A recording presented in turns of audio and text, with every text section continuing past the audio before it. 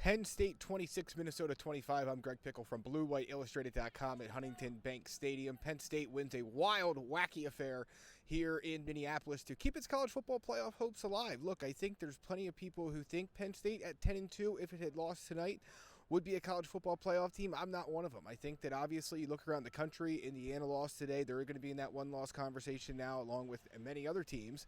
You have some two-loss teams that will be in conversation about making the 12-team field. So Penn State knew what it had in front of it here tonight. If it wins out, it gets in. It's simple as that. If it loses, it puts itself on very, very shaky ground.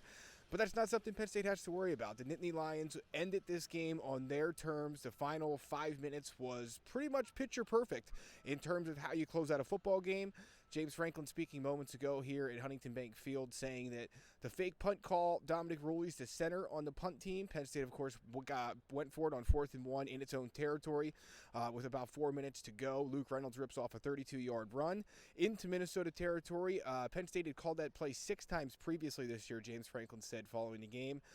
Every time before they had checked out of it. James Franklin saying it's his call to put that call into action, and then it's Dominic Rulli's call to either go with it or check into a regular punt. Penn State got to look at one it, and obviously it worked to perfection as Luke Reynolds ripped off a big run to put Penn State in Minnesota field, inside Minnesota's 40-yard line, and then from there Penn State was able to get it down to the Minnesota 8.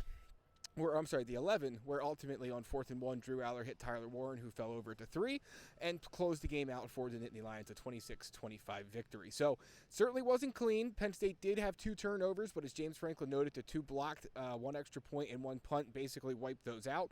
Minnesota scored a touchdown 1 play after the block punt. Penn State had 3 blockers for 3 rushers. Didn't do a good enough job. I think it may have been Reynolds who was at fault there, or at least that was the understanding we got after the game. If we'll have to go back and watch it and see. Either way, it was a failed effort all around, and Minnesota scored a play later. That was in the first half, and then, of course, right at the end of the second quarter, Penn State had itself in a position to tie the game with an extra point, and instead that kick was blocked and taken.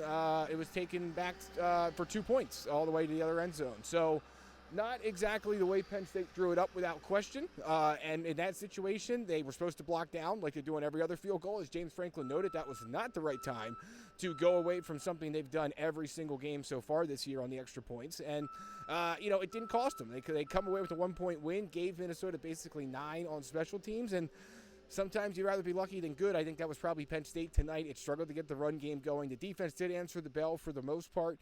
Obviously, no new updates on Anthony Donko just yet. He left on the second play of the game, needed crutches, to get to a cart, to get to the locker room early in the first quarter.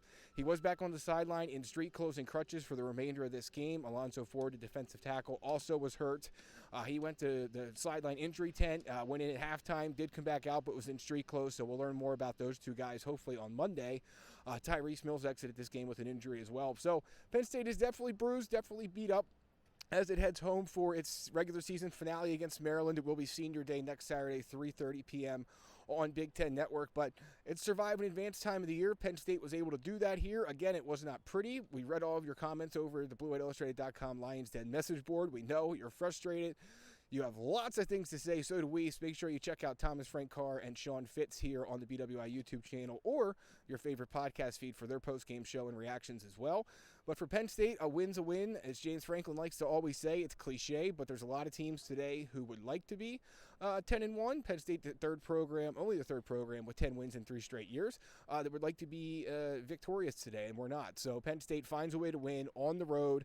Will it stay at number 4? Will it drop in the college football playoff rankings on Tuesday? We'll have to wait and see. It was not a pretty win. It was about as ugly as they get, but for Penn State, it was a victory, and it does keep its path to the college football playoff and potentially a first-round home game alive. I'm Greg Pickel from Blue White Illustrated. We'll talk to you next week from State College.